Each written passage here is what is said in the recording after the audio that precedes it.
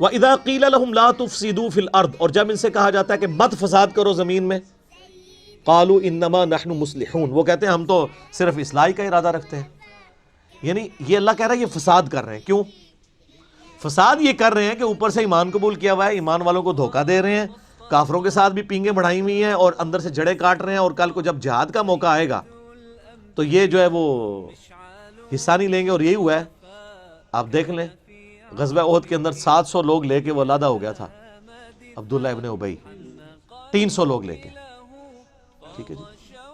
تو وہی عبداللہ ابن ابی نے جب یہ حرکت کی تو عبداللہ ابن مسعود کہتے ہیں کہ اللہ کی قسم اگر غزوہ احد سے پہلے مجھے کوئی پوچھتا کہ رسول اللہ کے صحابہ میں کوئی منافق بھی ہے تو میں کبھی نہ یہ بات مانتا، کیونکہ ساری ماشاءاللہ تکبیر اللہ سے نماز پڑھ رہے ہیں۔ یہ تو موقع ہے پتہ لگا رہا کون کون محبوب کی امت سے ہے۔ یہ ویسے کہہ دینا تو آسان ہے جو کچھ بھی ہے تیرے محبوب کی امت سے ہے، یہ تو دودھ دہی کا کاروبار جب کرتے ہوئے پانی ملا رہا ہوگا پھر پتہ چلے گا نا کہ محبوب کی امت سے ہے کہ نہیں۔ جس نے ملاوٹ کی وہ ہم میں سے نہیں، صحیح مسلم کی حدیث۔ تو اللہ تعالیٰ فرماتا ہے کہ جب انہیں کہا جاتا ہے فساد مت کرو تو وہ کہتے ہیں ہم تو اصلاح کا ارادہ رکھتے ہیں، صلح صفائی سے چلنا چاہیے، کیونکہ منافقین ظاہر ہے چونکہ بزدل ہوتے تھے، جہاد کے بھی بڑے مخالف ہوتے تھے۔ اور جب نبی علیہ السلام نے، آپ کو پتہ ہے غزوہ بدر سے پہلے بھی آپ نے 8 مہمات روانہ کی تھی تاکہ عرب کے لوگوں کی لائف لائن کاٹی جائے، کیونکہ انہوں نے مسلمانوں کی ساری جائیدادوں پہ قبضہ کر لیا تھا۔ تو نبی علیہ السلام نے اس کے بدلے کے طور پر، اور یہ غزوہ بدر میں بھی ہوا، وہ آگے چل کے سورۃ الانفال میں آ جائے گا، تو کہتے تھے یہ لڑائی جھگڑے کا کوئی فائدہ نہیں ہے، بس میٹھی میٹھی باتیں۔ سر میٹھی میٹھی باتیں کرنے سے کبھی بدماش اپنی پوسٹ چھوڑیں گے؟ آج کافر کہتے ہیں جی اسلام نے تلوار کے زور کے اوپر رومن اور پرشین امپائر اکھاڑی ہے، تو سر پھر کس طرح اکھاڑتے؟ تلوار کے بغیر بدماش اپنی جگہ چھوڑتا ہے؟ نہیں۔ اسلام نے یہ جو نیا دور شروع کیا ہے وہ تلوار کے زور پہ کیا ہے۔ سورہ توبہ کی آیت نمبر 14 ہے کہ اللہ تعالیٰ صحابہ کرام سے کہتا ہے ہم تمہاری تلواریں ان کے اوپر مسلط کریں گے۔ صدیوں سے بیٹھے ہوئے بدماش کیسے اکھاڑے جائیں گے؟ تو یہ جہاد اور قتال کے پیچھے حکمت یہ تھی۔ لیکن آج جہاد اور قتال یہ ہے کہ وہ مسلمانوں کو اکھاڑنے کے لیے استعمال ہو رہا ہے۔ ایک مسلمان دوسرے کا گلا کاٹ رہا ہے جہاد کے نام کے اوپر۔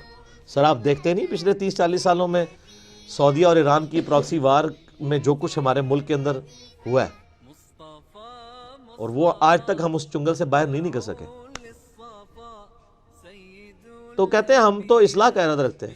الا انہم ہم المفسدون، آگاہ ہو جاؤ یہی فسادی ہیں، ولکن لا یشعرون، لیکن انہیں شعور نہیں ہے۔ اللہ فرما رہا ہے یہ فسادی خود ہیں لیکن انہیں پتہ بھی نہیں ہے۔ اس سے بڑا ان کے ساتھ ہاتھ ہو گیا کہ ان کو پتہ بھی نہیں کہ توبہ میں توفیق بھی نہیں ہوگی۔ وَإِذَا قِيلَ لَهُمْ آمِنُوا، اور جب انہیں کہا جاتا ہے کہ ایمان لے آؤ، کما آمن الناس، جس طرح کہ باقی لوگ ایمان لے کے آئے ہیں، جو کامل الایمان مومن ہیں مہاجرین اور انصار میں سے صحابہ کرام، جس طرح وہ ایمان لے کر آئے تم بھی اسی طرح کا ایمان لے آؤ۔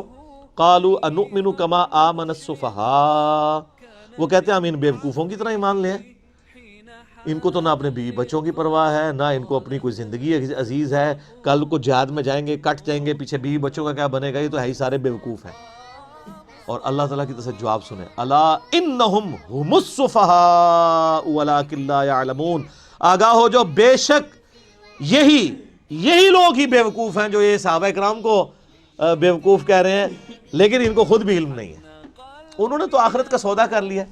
سورہ توبہ میں آتا ہے ہم نے مومنین کی جانوں اور مال کے عوض ان کو جنت دے دی ہے، جنت کے عوض ان کی جان اور مال ہم نے خرید لیا ہے، اور خوشخبری ہو تمہیں اس بیعت کے اوپر جو اللہ سے تم نے بیعت کی ہے۔ ہمارے مسلمان بھی بیعت کرتے ہیں لیکن اپنا جان مال جو ہے وہ پیروں فقیروں پہ لٹا رہے ہوتے ہیں۔ اللہ فرماتا ہے کہ اللہ کے لیے لٹاؤ، بیعت اللہ سے ہو پیغمبر کے ذریعے صلی اللہ علیہ وآلہ وسلم۔ وَإِذَا لَقُوا الَّذِينَ آمَنُوا، اور جب یہ ملتے ہیں اہل ایمان سے، قالوا آمنا، کہتے ہیں ہم ایمان لاتے ہیں۔ وَإِذَا خَلَوْا إِلَىٰ شَيَاطِينِهِمْ، اور جب اپنے شیطانوں کے ساتھ علیحدہ ہوتے ہیں یعنی دوسری پارٹی کے ساتھ، قالوا إِنَّا مَعَكُمْ، بے شک ہم تو تمہارے ساتھ ہیں، إِنَّمَا نَحْنُ مُسْتَهْزِئُونَ، ہم تو اوپر سے ہنسی مذاق کے طور پہ انہیں کہہ رہے ہوتے ہیں کہ ہم مسلمان ہیں۔ دوغلی پالیسی۔ اور اللہ نے کہا کہ اپنے شیطانوں کے ساتھ جب ملتے ہیں، شیطان کن کو کہا؟ ان کافروں کو۔ ان کے سرگنا جو علماء یہود تھے ان کو.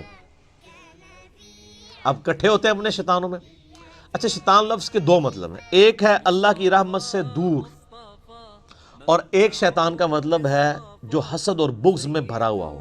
یہ بیک وقت دونوں معنی شیطان کے اوپر فٹ آتے ہیں.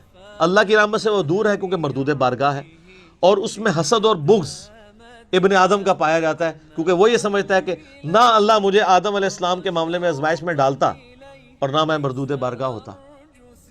تو یہ دونوں چیزیں اس میں.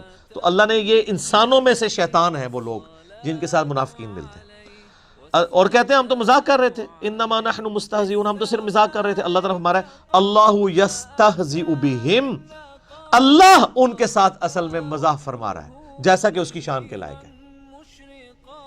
وَيَمُدُّهُمْ فِي طُغْيَانِهِمْ يَعْمَهُونَ، اور اللہ ان کو ڈھیل دے رہا ہے تاکہ اپنی سرکشی میں بھٹکتے رہیں اور سرکشی کریں تاکہ اور بڑے عذاب کے مستحق ہوں. اللہم اجرنا من النار، آمین.